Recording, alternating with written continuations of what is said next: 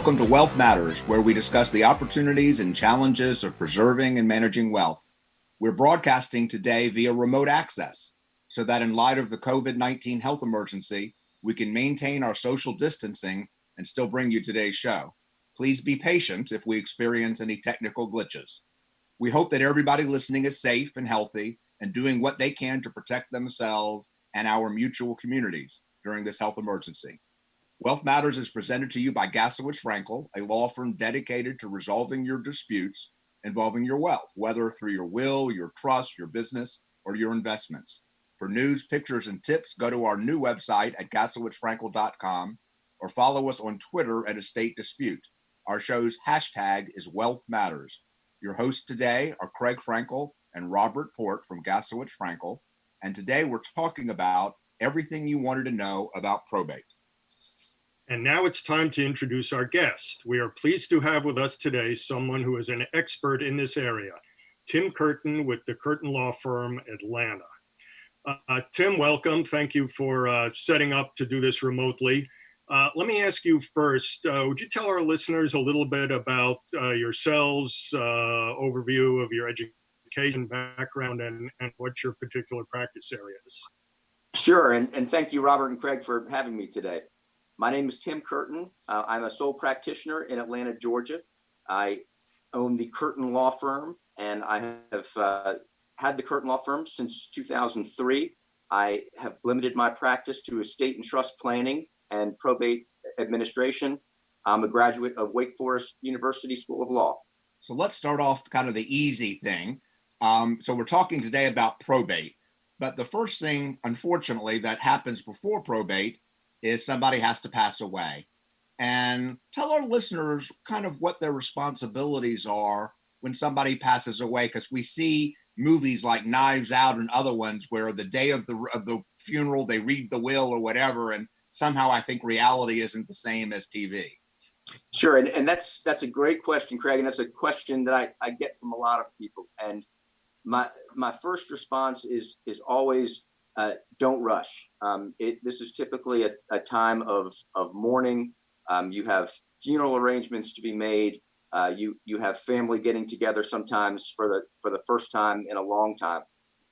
Don't think about the will and probating an estate at that point. Get through the family issues and then move to the will. I've been doing this now for 27 years. I have never been involved in a will reading. Those types of things are like you said, Craig, from the movies and just don't happen anymore. So someone passes away, and as you said, there's no need to rush immediately. And I think your advice to proceed slowly and cautiously during a time of mourning and potential shock if it was a sudden death. So how soon does a will have to be filed? Are there any time limits people need to be concerned about? Robert, there really is no time limit in terms of you will never hear from the court if a will is not entered into probate. To answer your question as a practical matter, I usually see a will probated anywhere from 2 weeks to 6 months from the time a person passes away. When it's on the earlier stage, that is typically when we have an executor who's appointed under the will who might be from out of town. They've come in for the funeral and they're just trying to take care of the business while they're here in town. There's no requirement that the will be probated in a 2-week period, certainly. Let me ask kind of a basic question. We talking about wills.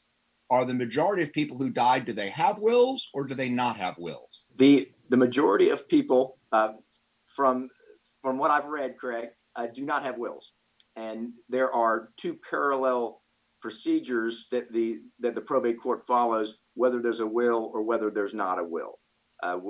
When we have a will, we have an executor appointed, and when we do not have a will, we have what's called an administration. The procedure is somewhat similar, but there's different nuances to each path. And but regardless, the timing is the same. Yes, correct. The timing would be the same. Yeah, and following up on that, does once someone dies, does everyone need to have either their will probated or if they die without a will, does that need to go through the probate process? Are there processes or are there certain instances where proceeding through the probate court is not necessary? Robert, that has changed significantly since I started practicing law. And to answer your question, there are many instances where there is no need to have the probate court enter into the administration of a decedent, somebody who's passed away, a decedent's assets. And that's because many of us have assets that have beneficiary designations associated with them. And what I mean by that, a common example would be a 401k. When you created that account, you most likely named somebody as beneficiary. That asset, when you pass away, doesn't pass according to the will. That passes according to that beneficiary designation. If you had a joint bank account, which I call a survivorship account, the account would go over to the survivor without intervention of the probate court. If you're married, most married couples own their real estate in a way that's called joint tenants with right of survivorship. That would also pass. So many of us, when it comes down to it, what we're passing through the probate court can be very limited. I do want to underscore something you said, Tim. When we talk about 401ks or IRAs or others, but really primarily 401ks, even if you don't do a beneficiary designation, there are defaults. So, for example, if it's a 401k and it's a qualified plan, you're married, your spouse is automatically the beneficiary unless both you and your spouse sign off to say it's someone else. So sometimes there's defaults. And so you've got the documents themselves may answer. So, for example, if you don't put a beneficiary, it might say, well, this doesn't go to your estate, it goes to your next of kin. There may be other rules within the brokerage account or financial account that people don't necessarily think about when they sign the documents. Absolutely. Right. And just to restate that in a different way, because we get this question often, someone will say, well, grandpa left everything to me, so I should be getting his bank accounts, the life insurance, the 401k.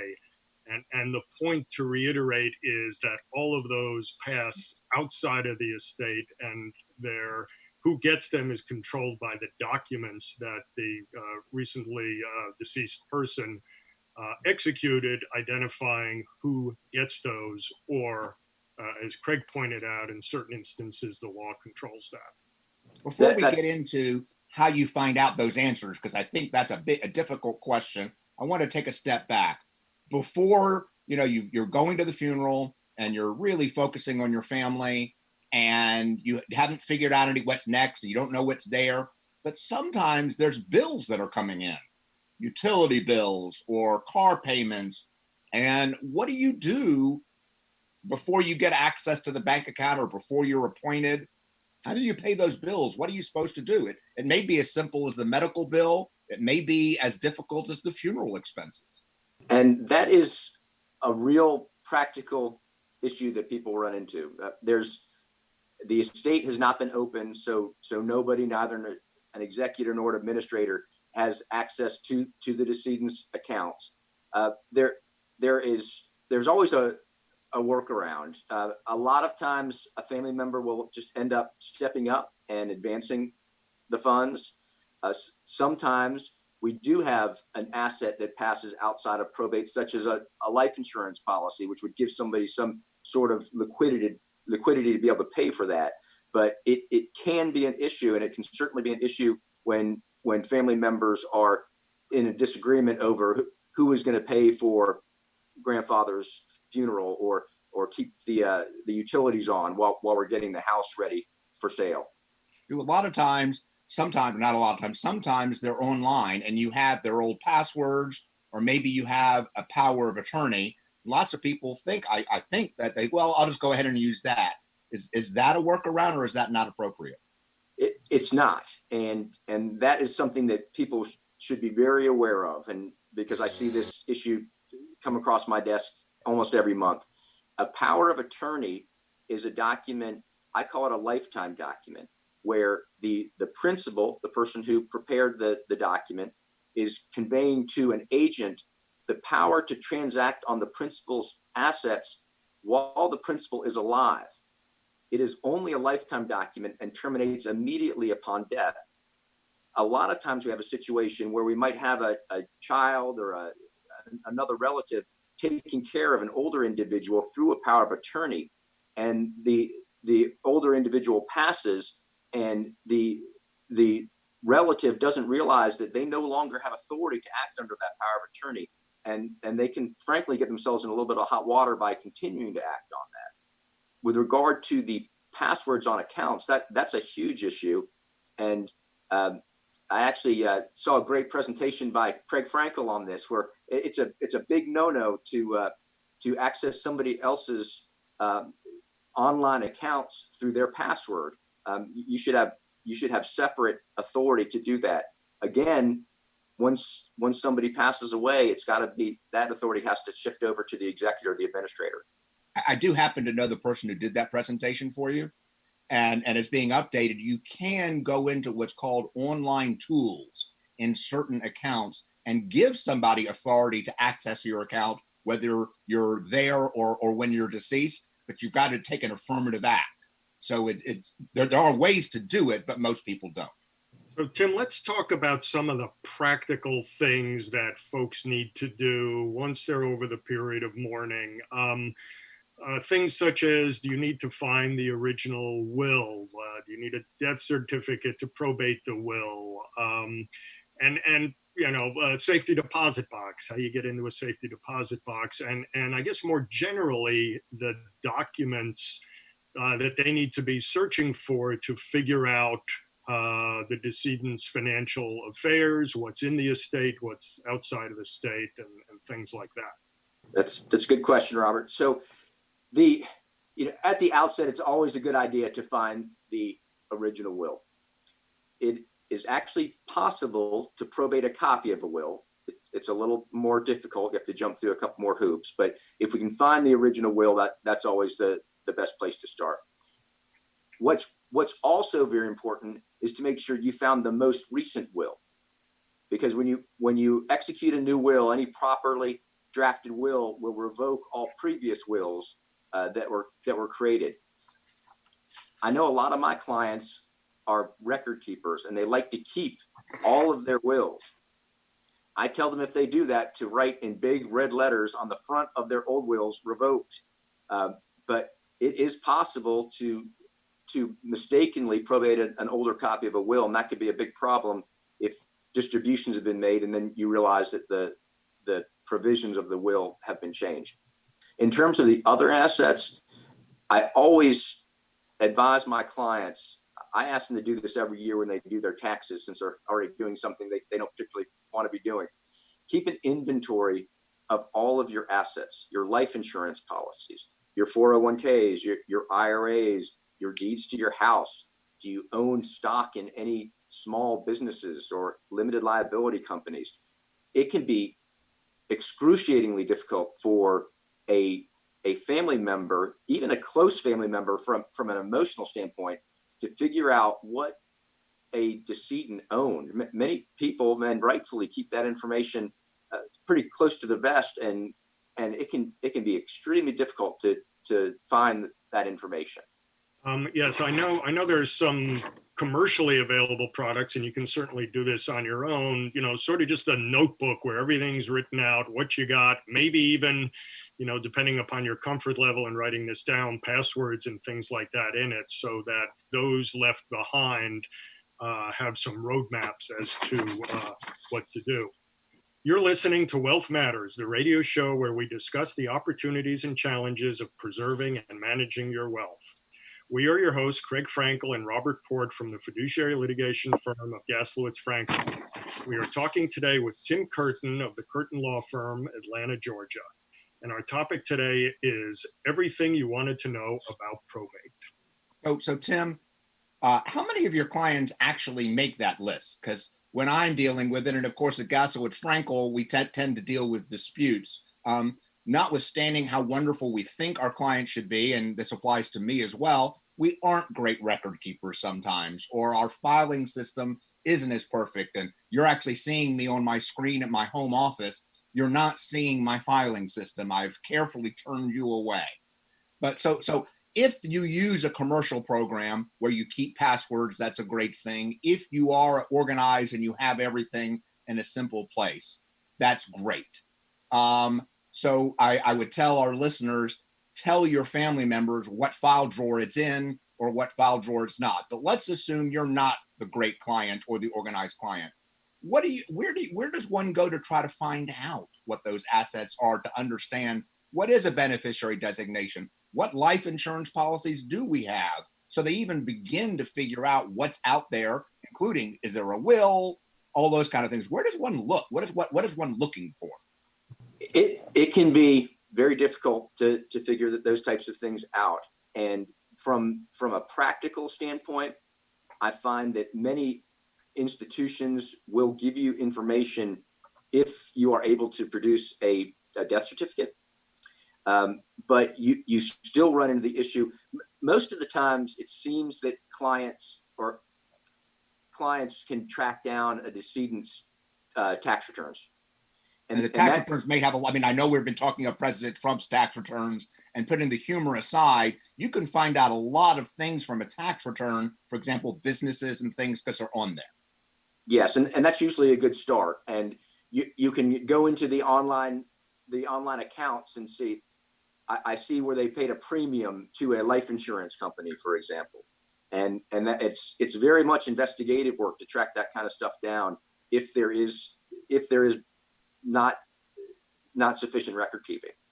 And you said an online account. Could you also be looking like at a paper bill, like a premium bill, or like a bank account statement, because you can't get online yet unless they let you? Absolutely. And that is a bigger problem. Back 20 years ago, everyone was getting paper statements in the mail, and now that it's a rarity, and it can be an issue.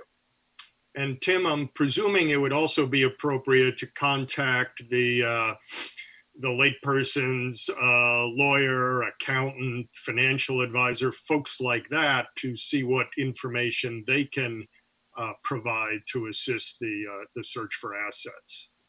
Yeah, and particularly the financial advisors and accountants, they seem to have much more data than the attorney's offices typically have, in my experience. You mentioned getting a death certificate. How do you get that? The death certificate's usually issued by the funeral home. They usually take care of getting that. And it can take a while to get the death certificate issued. That is one thing interestingly, at least in the metro Atlanta counties, that you do not need to open an estate. The probate courts have recognized that it can take a significant amount of time to get the death certificate. So they do not require an executor or an administrator to produce a death certificate in order to open an estate. But I can tell you banks do, and insurance policies do.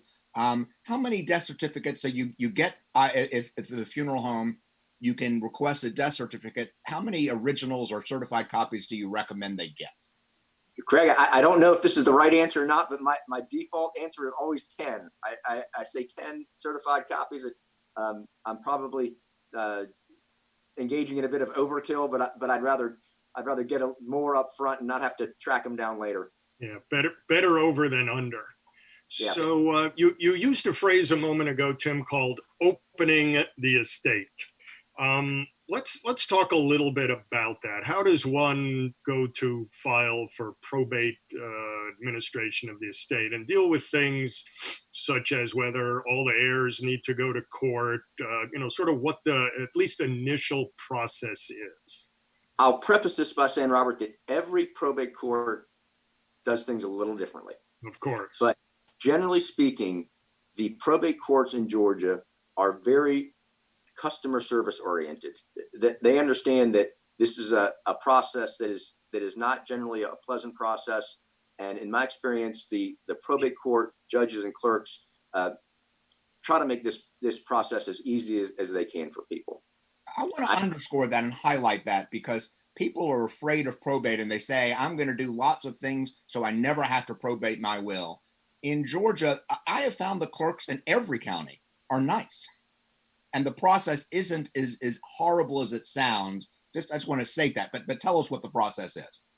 Yeah, I would agree with that, Craig. And you hear some of the radio broadcasters talk about probate like it's a 4-letter word. It may be in other states, but Georgia, that I tell my clients, if you are planning just to avoid probate in Georgia, it's probably not, you probably shouldn't be letting that consideration drive your decisions.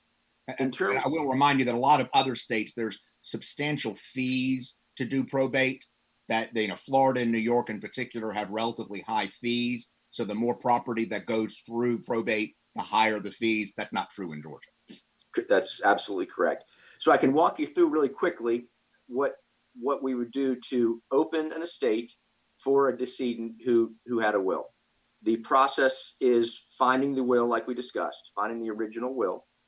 You prepare a very short petition, and all of the forms for probating a estate, or at least most of them, are standard forms, and any of us can find those online. It's not something that only attorneys have access to.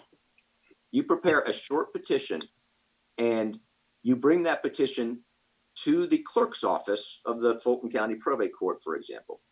You walk into the clerk's office, you sign your name, and you ring a hotel bell, literally a hotel bell on the desk, and you take a seat, and usually within 5 or 10 minutes, a clerk comes out and greets you, brings you back to his or her office. If the paperwork is in order, and it usually is, the executor takes his or her oath that day and is issued the paperwork that allows them to begin to administer the estate. And in Georgia, Tim, tell our listeners what the name of that paperwork is, because it's an interesting term for those who don't practice in this area for lay people. Yes, I'm not a big fan of the term because it sounds a lot more complicated than it is. That paperwork, they're called letters testamentary for an executor. They're called letters of administration if there was no will and an administrator is appointed. I explain to my clients that letters testamentary is like a financial power of attorney for a deceased person. It allows the executor, or in the case of an administration, the administrator, that paper is what the executor would need to show to the bank, to the financial institution, that says basically, hey, I have the authority to act on this person who's passed away estate. So a lot of times we see the petitions, they really are very straightforward. The mistake that we see the most that affects people is when they say, who are the heirs and the beneficiaries? Because sometimes you forget, well, what if somebody died previously? And I don't know about my sisters or my brothers or my children or my cousins or my aunts. Tell a little bit of what you're supposed to be filling in on that part. And, what do you err on the side of, I want to be real clear? Do you err on the side of, I'm only listing the people? What do you do? And what are the mistakes you see that can be easily corrected? That is the biggest sticking point for getting an executor appointed. And what the law requires, that when a will is entered into probate, that all of the heirs at law receive notice that that's happening. An heir at law is somebody who would inherit if there had been no will. And it's really a legal safeguard just to make sure that there's a check on, is this will valid? Would somebody who would have otherwise inherited if there was no will, do they think there's anything wrong with that will? From a legal standpoint, did the person have capacity? Not they don't like what's in there, but is there something fishy, so to speak, with the will? And you'd have to list the heirs even if it was for a non without a will, even if it was intestate and you're going to go for an administration without a will, you still need to do the heirs for the same reason. Correct. Okay. Yeah, who are the heirs? Heir is a legal word. Who are heirs? The heirs, I like to say, are the closest blood relatives. The Georgia law does set out who your heirs are. In its easiest sense, it is your spouse and your children.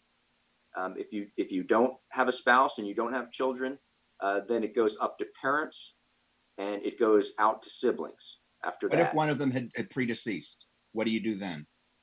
There is something called an heir determination worksheet that most of the probate courts will give you, and the clerks will actually help you work through that so you can decide, so you can make sure that you have notified the appropriate heirs and when to stop. You don't have to, there is a stopping point. If you have a sibling who survived you and that sibling had children, you don't have to notify that sibling's children. You stop at a sibling. You're listening to Wealth Matters, where we're talking with Tim Curtin about everything you wanted to know about probate. So you've notified the heirs, you've filled out the form, you've got the letters testamentary or letters of administration. You are so powerful, you're Superman. What do you do next? Again, you take it slowly. So one of the biggest mistakes that I see executors or administrators do is distribute property too quickly. The executor has a duty to complete an inventory of the estate and to find out who the creditors of the estate are and pay those creditors before distributions are made to any beneficiaries. This could be something as simple as the last medical expenses, the utility bills, but it could also be an unknown tax liability that the decedent might have had. So it is, many wills may have specific bequests, and that would be, for example, I give $1,000 to Craig Frankel. Well, even if it's in the will, we prefer higher numbers. Yeah. Well, I was going to use 100, but I didn't want to get your hopes up, Greg. Before any of those distributions are made, you have to make absolutely sure that all of the creditors of the estate are paid, because you could be on the hook for that if you make distributions too fast. Another thing, Craig, is what really gets beneficiaries upset with each other is personal property. What I call tangible personal property, the stuff that was in the decedent's house. That is also part of the estate. But many times when somebody passes away, you will see family members literally pull up with moving trucks and move property out of the house. And that's just something that they don't have the right to do. And certainly the executor doesn't have the authority to distribute that property until creditors are paid and until the executor has an idea of what the value of the estate is. Tim, let's circle back a little bit too. You talked about paying creditors out of the estate and other expenses. Tell our listeners about the priorities that are set forth in the law with respect to who gets paid first out of the estate, because the executor, the administrator, gets this, and conceptual, a lot of people have their hands out. You got creditors, you got tax authorities, you might have secured debt, a mortgage, you might have a credit card bill. How does the executor go about figuring out how to prioritize any of that? The executor can certainly pay the expenses of the last illness. The executor can pay the professional help that the executor needs to retain to help him or her navigate through the process. With secured claims, that is really a different animal. If you have a house with a mortgage, that always needs to be paid. The mortgage company can always take that ahead of any other creditor. When somebody passes away, there is a notice that has to be sent out, and it's called a notice to debtors and creditors. And all creditors have to be paid, but the creditors, if they fail to make a claim with the court, then they may lose their priority relative to another creditor. So I want to, before we pay creditors, I kind of have, well, let me ask one question. Let's just, what happens, is there any opportunity for a spouse or children to get money to help them along the way before you start paying creditors? Because a lot of states have what's called elective share, where no matter what you say in your will, a spouse gets something. I don't think Georgia's like that. So what's different about Georgia for that? Georgia has what I believe to be a unique statute, and that is called a request for years support. And a surviving spouse and also minor children can ask for, I think what you referred to, Craig, as an elective share. And that basically what they are asking for is, I am entitled to an amount that is either in excess of what I'm provided for under the will, or I want to receive a distribution that is going to let me jump ahead of creditors before creditors are paid. And it is a common tool that a surviving spouse will use to obtain priority ahead of creditors. Now, and getting back to what Robert said, that would not help you in the case of a mortgage, for example, where you have a what we call a secured debt. When the question I hear often, I wish that everyone in my family lives till 107, as they say, and leaves a lot of money for everybody. Unfortunately, some people die without a lot of assets and a lot of debt. Does the survivors, the beneficiaries, are they liable for the debt? No, Craig, and that is really a concern that a lot of people have. Just by virtue of being related to somebody, even being married to somebody, doesn't obligate you for that person's debt, and that is a reason why a lot of estates aren't probated, because when you look at the debts relative to the assets, there will be no distributions to the beneficiaries. And and it's not an exception, but what folks need to understand is they're not obligated simply by the relationship you described, but if you get into the documents, they may have along the way guaranteed the debt, but that's an entirely different situation as opposed to simply being an heir or a beneficiary of the decedent. Let's talk a little bit about many folks have heard about trusts and the interplay of trusts with the probate process. So maybe first give a little primer on what a trust is and how you often see it come into play in the probate process.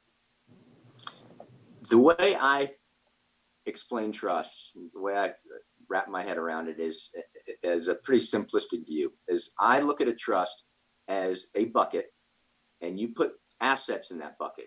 It can be money, it can be a house, it can really be any asset that you want to put in there. And that bucket has a contract on the side of it that says who is going to manage this money and what are they going to use it for, and for whose benefit are they going to use it for. And there in its most basic form, there's two types of trust. There's a trust that you create now, where you put money into this bucket now, and usually you manage that bucket of money while you're alive and while you have capacity. The other type of trust is a trust that doesn't get created until you pass away. And that has to be expressly created by the will. And that has another difficult name, but that's called a testamentary trust. It's created by your last will and testament.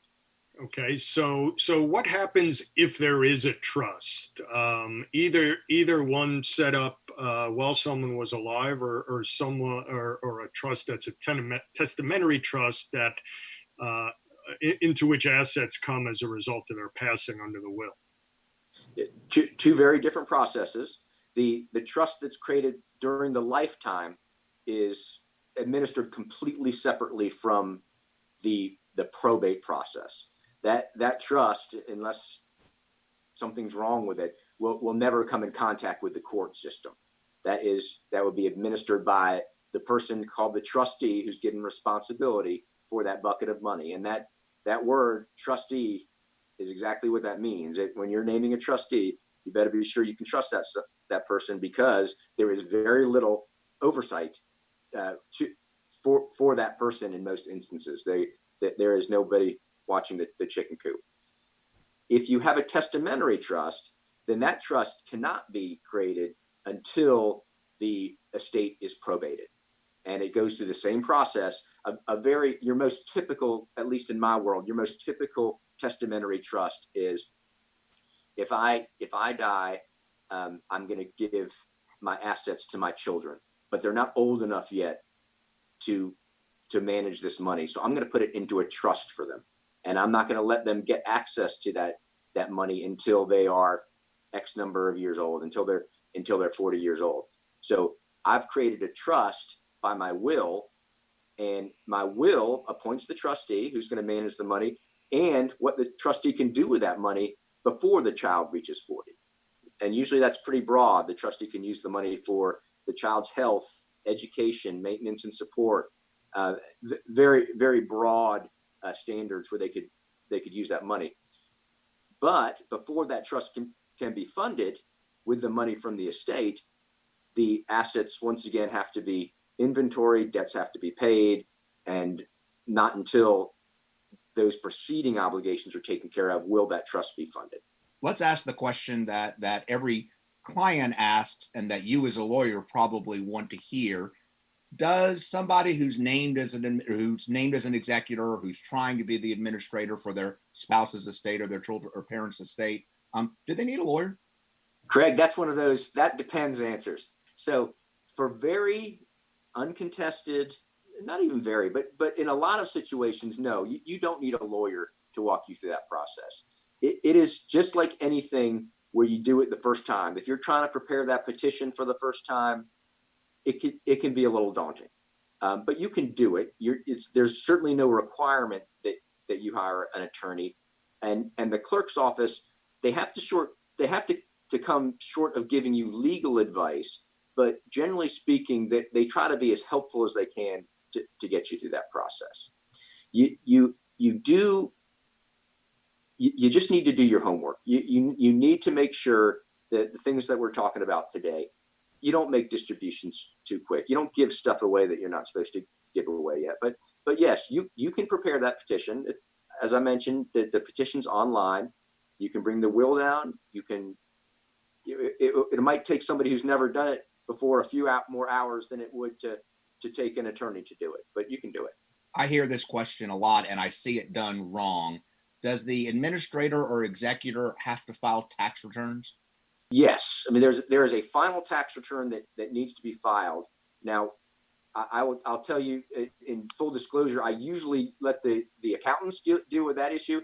I believe a surviving spouse can file a tax return without opening an estate. But if there are tax liabilities, that is a debt that needs to be paid. Tim, we've been talking about folks who have significant responsibility, the executor after someone passes, a trustee, and if someone passes without a will, we'd have an administrator. Do you have any thoughts about, certainly when someone is alive and considering their estate planning, doing their will, do you have any thoughts about how they choose whom to identify as an executor, whom to select as a trustee? Because in our practice, that is often the source of a lot of disputes. Either the person selected is not competent, or unfortunately sometimes not trustworthy, despite being trustee. With regard to the executor, I find that most of my clients are most comfortable with naming a family member, and if they don't have a family member, a close business associate who they've known for a long time. The executor does not have to be an expert, but the executor needs to know what they don't know, and they can't be the type of person that will be too proud to ask for help if they need.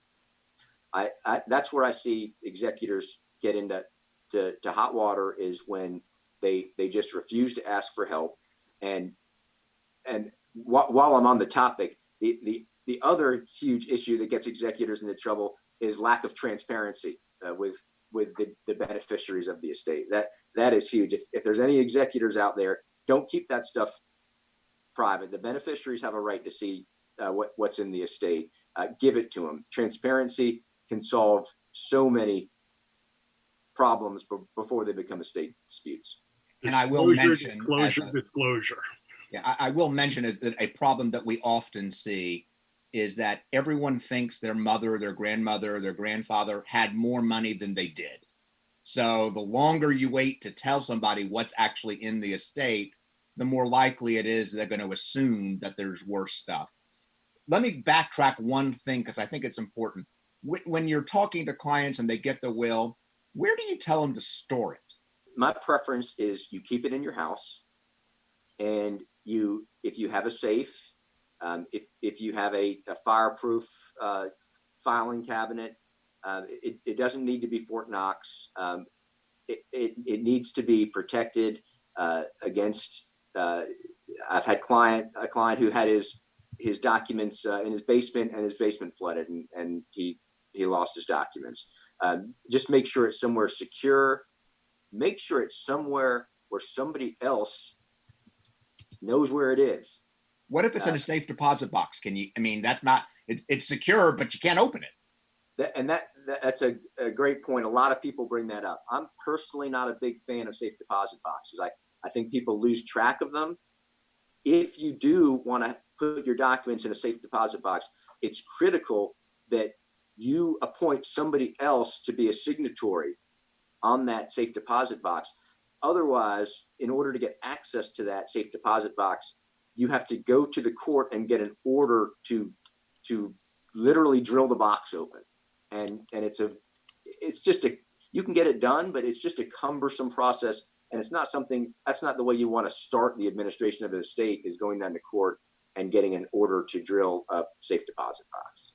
Great. Well, Tim, we're almost at the conclusion of our show. So let me ask you to tell our listeners where they can locate you, contact information, website, email, phone number, and anything else you want to let our listeners know.